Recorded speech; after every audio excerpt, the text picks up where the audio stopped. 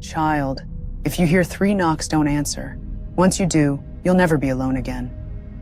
And what if the person you lived with was never born at all?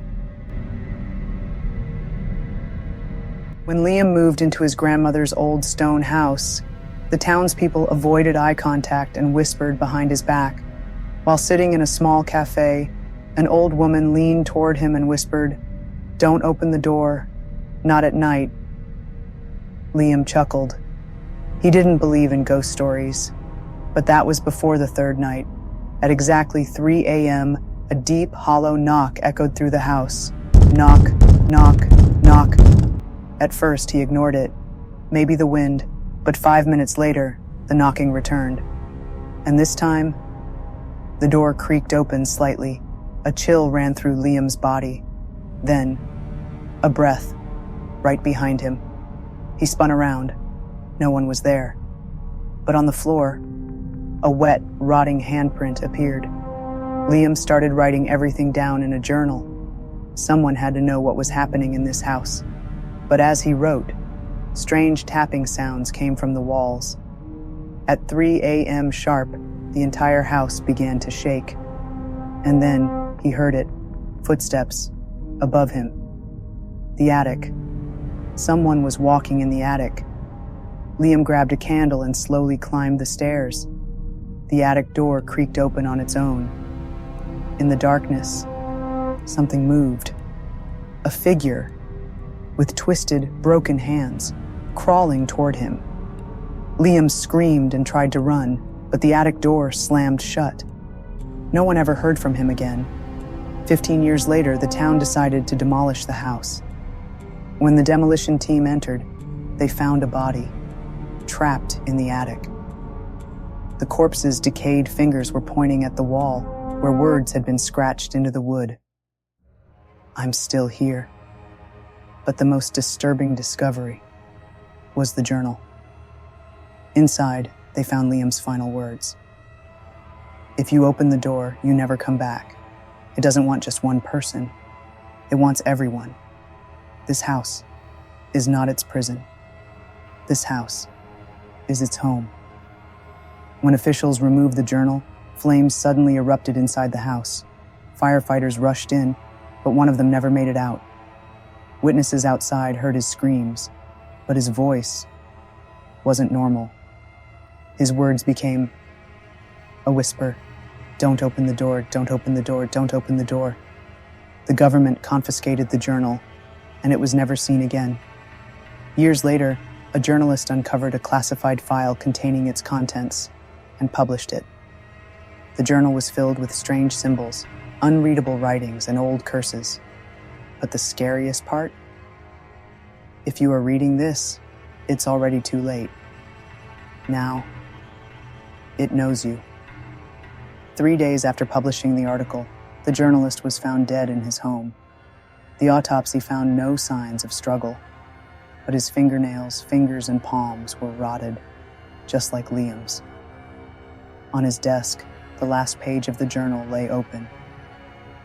If you hear a knock at 3 a.m., whatever you do not open the door. The journal's story remains a mystery, but online forums claim that people have heard strange knocks at 3 a.m. If you hear it too, if you hear 3 slow knocks, knock, knock, knock, you know what to do. Ethan always thought he had a strong bond with his younger brother, Daniel, or at least he thought so. But one morning, everything changed. Daniel walked into the kitchen, and something about him felt off. His eyes looked dull, his voice deeper than usual. But the strangest thing? His mother was looking at Ethan differently too. "Ethan, why are you staring at me like that?" she asked. Ethan focused on her eyes and saw that they looked just like Daniel's. That night, Ethan lay in bed, unable to sleep. Then, just as his eyes started to close, he saw movement in the doorway. Daniel was standing there, but he wasn't standing right. His head was slightly tilted, his neck longer than it should be. Ethan swallowed hard. "Daniel?" No response. Daniel just stood there for a few seconds. then slipped away into the darkness. Ethan jumped out of bed and followed. He turned into the bathroom and froze. There, written on the fogged-up mirror in bloody fingerprints, was a single sentence: "You made room for me." The next morning, Ethan tried to explain what was happening to his parents, but they didn't remember anything. "Ethan, are you feeling okay? Daniel's always been here." Desperate, Ethan went searching for proof. He flipped through old photo albums. There were pictures of birthdays, vacations, Christmas mornings, but Daniel was never in them.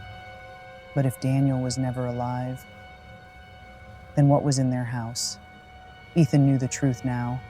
Whatever was in their house was not his brother. And that night, it came for him. At exactly 2 a.m., Ethan heard a whisper. "Are you awake, big brother?" Ethan's eyes flew open. Daniel was crouching at the foot of his bed, upside down. Then he lifted his head, but his eyes were gone. And in a voice that was barely human, he whispered, "Thank you for bringing me back." At that moment, Ethan heard something else. Breathing. It was coming from the other side of. "Thank you for bringing me back."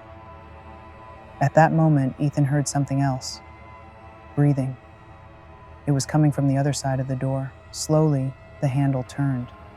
His parents were standing there, but their eyes were empty too, and they were smiling. Ethan screamed and bolted from his room. He ran down the stairs right into the arms of police officers and paramedics.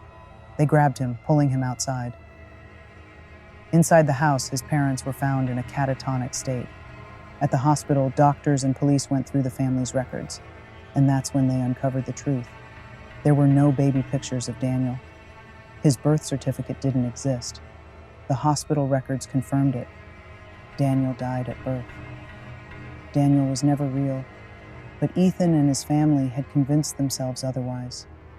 A police officer shut the file and looked Ethan in the eyes.